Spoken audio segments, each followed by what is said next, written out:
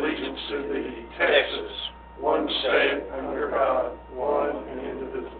I didn't know I was doing that. Yeah, well, I just kind of left it. Yeah, you left it over.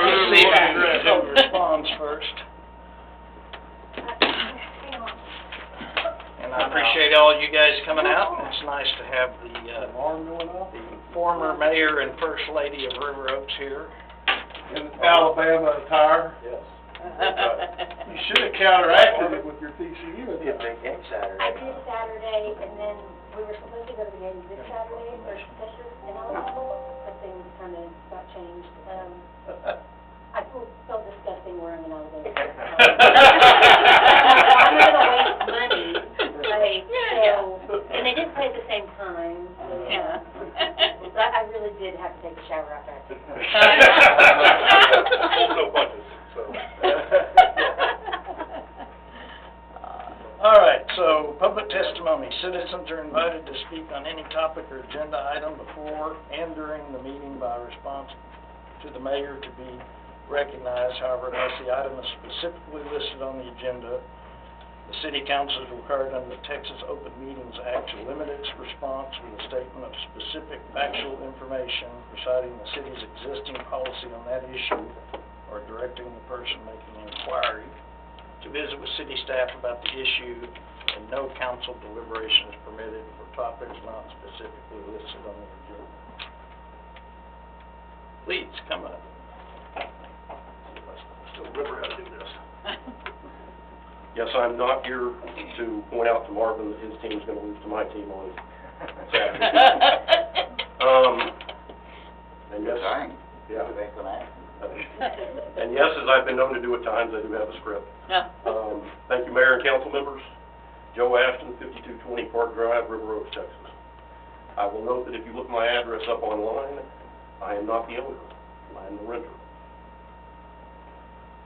Last week, I was alerted to something that was posted by Councilman Brent Forrester on Facebook on Wednesday. Councilman Forrester posted the following, which was still online as of 2:30 this afternoon. Leticia Perales Castro. That's funny coming from someone who doesn't pay property taxes and only rents a house and deals drugs out of the rental house. Where to begin? First, a basic primer in civics. Connecting property ownership with voting rights and by extension allowing an individual a voice in their government is unconstitutional. It appropriately went out with the era of Jim Crow and poll taxes. While Councilman Forrester can claim to be technically correct that renters don't pay a property tax bill, he is in reality far wrong. Every landlord in this city accounts for property taxes in their rent, and therefore renters do very much pay property taxes through their rent. Now that that's out of the way, let's discuss the moral and ethical implications of this disgusting mindset. I served for 11 years as a member of this council as mayor. And as mayor. Served is the key word. We are all public servants. What that means is that you, Councilman Forrester, work for the residents of this city, not the other way around. You weren't put in your position to lord over 7,000 people. You are 100% accountable to them. You work for the renters as much as the owners. I rented for 3 years, including the entirety of my term as mayor, and would have been very interested in hearing your theory of ownership versus renting during your campaign for office. I am incredibly disappointed that you are using your position to shame people and differentiate between us versus them, and set yourself apart from those of us who rent, to make people who don't own, for a myriad of reasons, feel lesser than yourself. In my 11 years of elected service, there were occasionally people online who had problems with me. I addressed them respectfully and even at times acknowledged that they were correct and I could improve. At no point did I, or any of the men or women that I served with over those 11 years, ever attack a resident in such a manner, particularly unprovoked, as this woman made no comment whatsoever about you. Then we come to the drug dealing allegations. This classless, baseless claim is again totally inappropriate for your office. If I were the individual in question, I would be speaking to an attorney about defamation. I will remind you that as an individual, your conduct is not exempted by the sovereign immunity the city possesses. The resident in question has further stated that our former code enforcement officer directly told her that she was being visited because she had a councilman on her street watching her. And lo and behold, you just happen to live 2 houses away and have the camera pointed directly at her house. I would be be very interested in knowing how many times law enforcement or code enforcement has been weaponized against this resident. After all, we're just renters, right? Maybe if Councilman Forrester can harass her enough, she'll just pack up and leave. Councilman Forrester has had 6 days since this incendiary and disgraceful post to either remove it, renounce it, or apologize for it publicly or privately. He has done none of those things, so we can assume that this post accurately reflects his beliefs, his heart, and his professional and personal character, as opposed to being a momentary lapse in judgment. Councilman Forrester, you have disgraced and betrayed this council, this city, and your constituents, and you have failed to uphold your oath of office. If you have even a shred of self-respect or respect for your office, you will resign immediately. My assumption from your behavior is that you won't, so I will now address the rest of the council. I realize that your hands are tied. Our charter does not allow council to suspend or remove a member, and it really doesn't allow for any meaningful disciplinary action. That being said, I would request that the council consider a resolution condemning Councilman Forrester's conduct and requesting his resignation, and I would further request that such a resolution be placed on every council agenda between now and the expiration of his term in May of 2026. I understand the discomfort staff may have in drafting such a resolution, so I am more than happy to volunteer my services and draft it myself.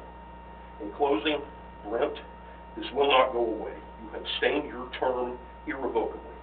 Should you continue your term and have the gall to run for office again, my free political advice to whoever runs against you is to screenshot that post, put it on a postcard, and send it to every registered voter in this city, be they an owner or a renter, as their votes all count the same, with the simple question, is this who you want representing you?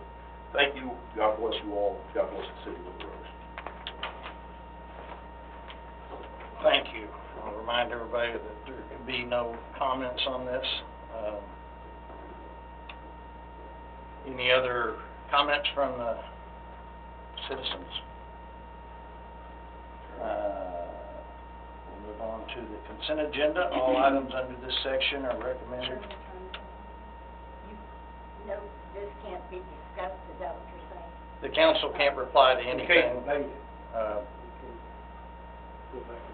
He needs to. This Yeah. is a citizen comment, you're a citizen, you can come make a comment. But that's You all. look like you had something to say. We can't reply to that, Right. or I'm whether you shocked agree, at it. disagree, or whatever. I'm shocked. I mean, and you all know, I've had lots of problems with, I've had a couple of, we've had some neighbors in the past that were actually doing drugs in their house. And we watched the transfer, we watched it go on. And this has been, gosh, 20-something years ago. And it takes a long time to watch these people and to get, and see what they're doing. I mean, you know, we're not stupid. We see 5-second traffic, they go in, they come out, they go in, they come out, you figure something's going on. You smell the smell, you know they're cooking. And eventually, the first time I did this, it was the house on Purdue. And it took over a year of watching and making notes and getting license plates. And even in the house that I'm in right now, same situation. And calling the officers, and they were good, but they can only do so much until they have, and luckily, across from the center, they did catch the person with a car full of stolen goods, drugs in his pocket, and bulging with money. And they caught it accidentally, an officer did, a bicycle officer. Thank God, because it was really getting bad, right under everybody's nose. So I know that kind of stuff goes on. But you have to follow protocol. You've got to follow protocol. And it may seem like it will never happen, but eventually it happens, and you get them.